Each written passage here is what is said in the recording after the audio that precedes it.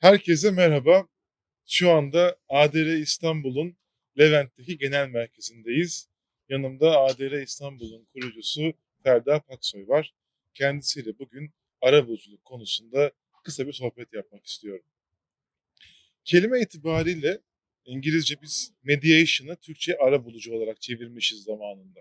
Seviyor musun bu çeviriyi? Ara bulmak. Yani biz arabulucular sence ara mı buluyoruz gerçekten? Eee, güzel bir soru. Ara buluyor muyuz? Ara buluyoruz ama ara bulucu sözcüğü de ben aslında çok Hı ısınamamıştım. hı. Ve bu kanun tasarısı hazırlanırken, ben de Barolar Birliği'nin temsilcisiydim. Hı hı. Bu kelimeler çok tartışıldı. Arabulucu sözcüğünün, Türkçenin esnek kullanımından ötürü farklı algılanıp algılanmayacağı çok konuşuldu. Fakat günün sonunda tabii bunca sene kullanınca alışıyorsun. Ve baktığında, uyuşmazlık çözümünde uyuşmazlığı çözmüşsen, tarafların arasını bulmuş da oluyorsun. Hı Ama hı. mediation dendiğinde, yani mediation olarak İngilizce'de kullandığı anlamıyla baktığında daha derin geliyor bana o. Çünkü orada birçok şeyi ortaya koyup mediate edip Hı hı. bir süreç anlatıyor sana. Arabuluculuk sözcüğü bana bu anlamda birazcık daha derinliği az geliyor ama yaptığımız iş bu. Medyan yani ortada olan değil mi? Arada olan yani her şeye eşit mesafede olan. Mediation evet, yani ortada olan, tarafsız olan Hı ve hı. aynı zamanda, belli bir noktada ortaya getiren, yani bir buluşma Hı. noktası oluşturan, bir buluşma noktası yaratan, yaratılmasına destek veren diyelim. Bir sürü farklı tanımları var, tarifleri var.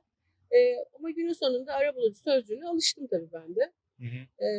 Bu Türkiye'de uyuşmazlık çözümlerinin sadece arabuluculuk üzerinden konuşulmaması gerektiğini düşünüyorum. Hı hı. Arabuluculuğun da bizdeki kullanımının çok prosedürel olduğu için bazı noktalarda ve dava şartı arabuluculuktan sonra özellikle derinlik anlamını biraz kaybettiğini düşünüyorum. Dava Bunun şartı arabuluculuk ne demek? Dava şartı ne demek?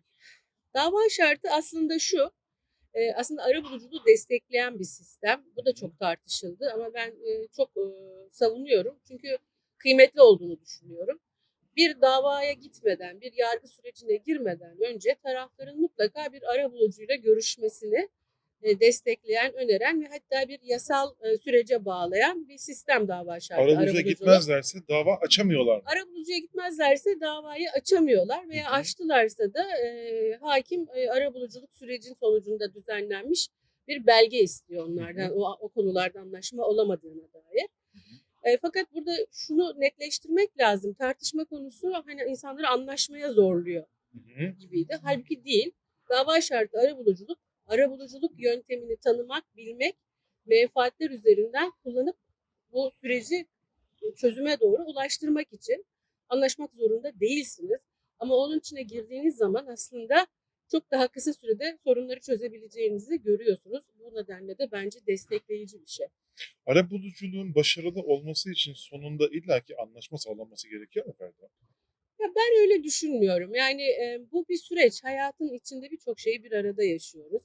Attığımız her adım veya her gelişme, her ilerleme bir katkı sağlıyor. Arabuluculuk sürecinde tarafların birbirlerine çok kızgın veya çok gerilimli veya çok çekişmeli masaya oturup nispeten yumuşamış ama anlaşamamış da kalkabilirler. Bu bile bence bir katkı. Çünkü Hımm. o zaman o masada konuşulan konuları, önlerine gelen teklifleri, karşı teklifleri daha sonra da değerlendirme, daha sonra da bir başka çözüme ulaşma imkanları olabiliyor. Kısmi anlaşmalar olabiliyor. İlişkiler en azından bir onarım sürecinden geçmiş oluyor. Ben başarılı bir arabuluculuk nedir dersen bana, başarılı bir arabuluculuk tarafların birbirinden tamamen kopmuş veya ciddi yara almış, güven ve diyaloglarının yeniden oluşmasına bir zemin sağlamışsa Hı hı. en önemlisi bence bu. Çünkü Kesinlikle. buradan ilerliyorsun. Hı hı. Ve buradan o gün hemen istediğin sonucu, çözümü almadıysan bile zaman içinde alıyorsun. Bir, mahkeme süreci devreye girseydi bu süreç yine, bir kazananın ve bir kaybedenin olduğu Aynen. bir sonuçla ortaya çıkacaktı. Ve buna birisi karar verecek. Ve buna Kimin birisi kazanıp karar kimin verecekti. kaybedeceğini. O zaman arabuluculuğun faydalarından ilki insanların, kendi, eee, pozisyonlarını, kendi menfaatlerini, kendilerini koruyabilmeleri için bir şans tanıması, aynı zamanda da kendilerini ifade edebilme şanslarının olması, doğru mu? Ya, arabuluculuk sürecinin en kıymetli yanı, senin de belirttiğin gibi aslında, tarafların kendilerinin çözüm üretebilmek adına yeri geldiğinde sansürsüz, hiç sansürsüz düşüncelerini paylaşabilmeleri. Çünkü gizlilik, bu kolaylığı sağlıyor, bu avantajı sağlıyor. Orada konuşacağı, önereceği, talep edeceği şeylerin arabulucuyla birebir de yapsa bu görüşmeyi, taraflarla birlikte de yapsa orada kalacağını biliyor. Dolayısıyla bu aslında yargı sürecinde belki hiç ortaya çıkamayacak bir takım şeylerin de orada konuşulmasına karar veriyor. Yargı sürecinde sonuçta biliyorsun mevcut deliller, bilirkişi incelemeleri vesairelerle hakim bir karar veriyor.